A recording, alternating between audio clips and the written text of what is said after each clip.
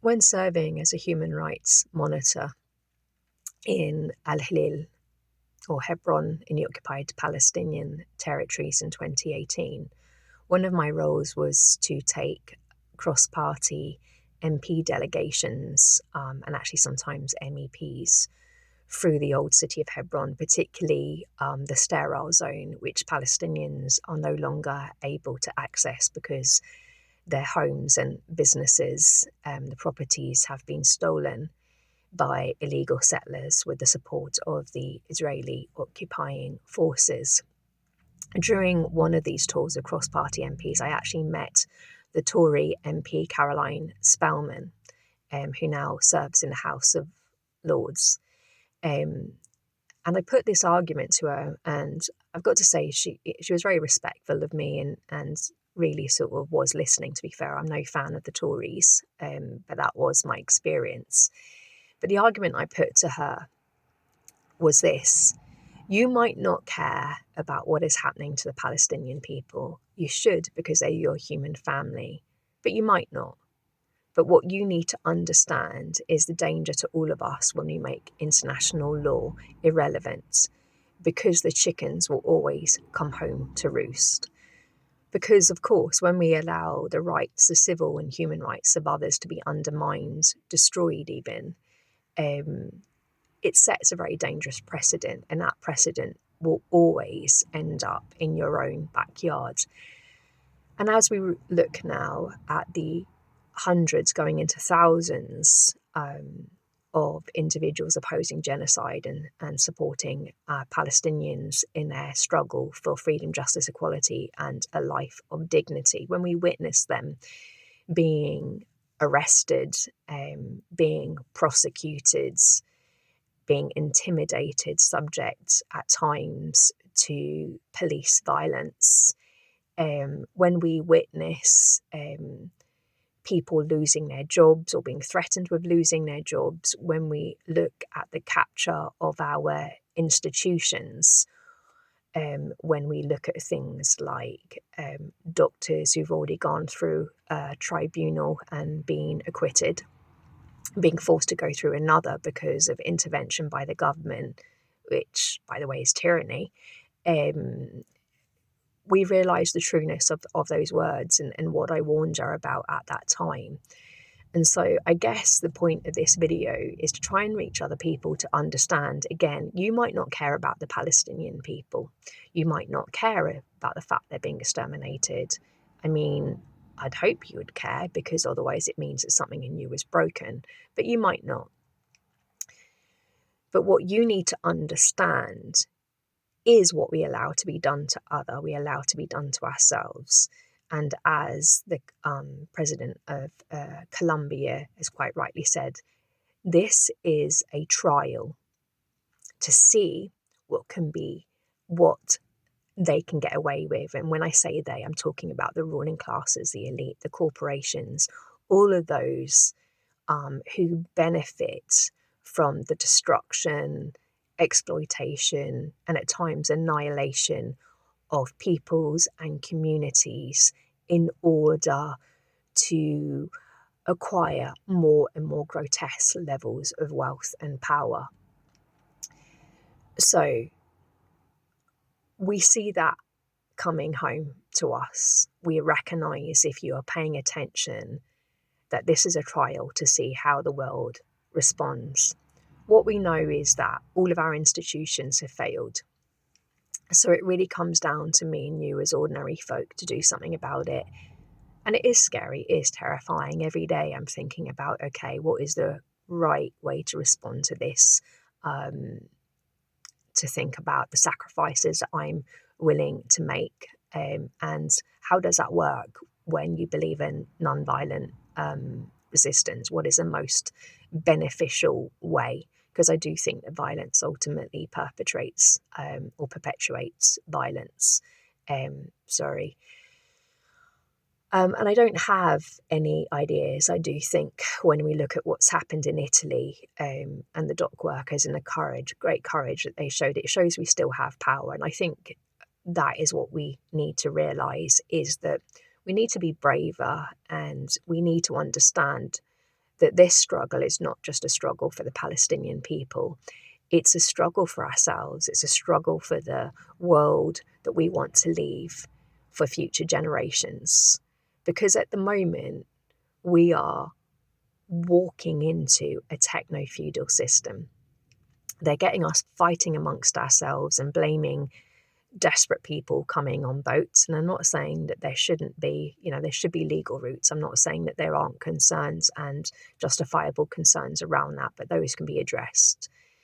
But let's be clear, this is the old playbook being used again. It's not like they really change what they do. They get us scapegoating other groups, because whilst we're scapegoating other people and punching down and punching across, we are never looking up. So we need to stop that, and we need to get over the small political differences we have. I've said this before, we need to have and acquire the emotional intelligence to understand that there are things we're going to disagree with other people on. There are people that are going to want to live socially conservatively. That is their business, and it's not for us to enforce or force on others our views. And what I would say is, when people are in a state of fight or flight, which actually most of us are in now, we've been deliberately put into that situation, our ability to critically think and reason lessens. And so when people are in that, they'll hold on to the stuff, the things that they understand. And actually, we should never presume that we're always right. I do think that much of the liberal left has shown again and again a total inability to look at things with nuance and to understand that people can have legitimate fears that need to be heard, and we don't need to be throwing out the baby with the bathwater, and rather actually hearing what those fears are about. Because I think when we don't allow people to actually express themselves, what happens is that people end up taking a more extreme position simply on account of the fact that they haven't been heard. So I do think we need to be brave. I think we need to reach out to one another. But I also think we need to start understanding that it is going to take sacrifices from us. It might be jobs, it might be other things, just as it always has been when people have taken on the powers that be, the ruling classes. So, how do we find that courage? I think it's by looking at the Palestinian people and others. It's looking to history for those who have walked this path before us. But it's also recognizing that we are on the right side of history, and this is about something much greater than ourselves. And it's about asking ourselves, what do we want our personal legacy to be? Because our lives are so very short. So let's live a life that we can be proud of, and that others in the future can look to, and not just be proud of us for having taken the steps that we needed,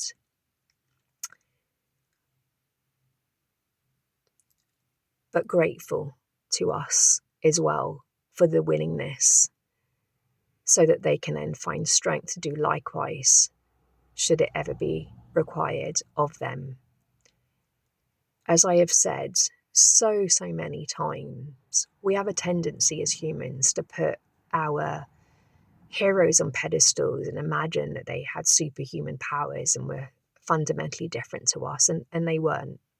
They were just human beings with an absolute commitment to their cause, to the cause of humanity and morality.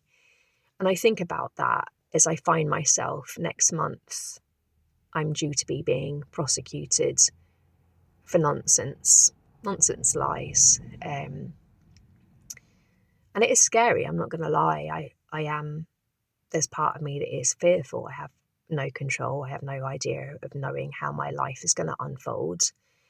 And that's scary. But I think about people like Sophie Scholl, one of my big heroes. She was a 22-year-old woman, a young woman. And she would have been scared too. But am I ashamed of myself. And no, I'm not. My conscience is clear, so I can hold my head up high no matter what the outcome. Because to me, it is so much more important to live a principled life and be true to our values, and to understand that our values only become or proven to be our values and our principles when they are tested. This is a big time of testing for all of us. Otherwise, they're just aspirations. So, yeah, that's a much, much longer video than I planned to make. And maybe this is this is me processing, so thank you for that. But yeah, let's work to reinstall the aspirations of international law, of democracy, to unite, and also to recognise that the only way we can ever really implement true democracy is to dismantle this system, this economic system that profits from the decimation of communities and peoples and the exploitation of communities and peoples. And that includes increasingly us, even here in the privileged West. Thank you if you got to the end of this. And as always, free Palestine.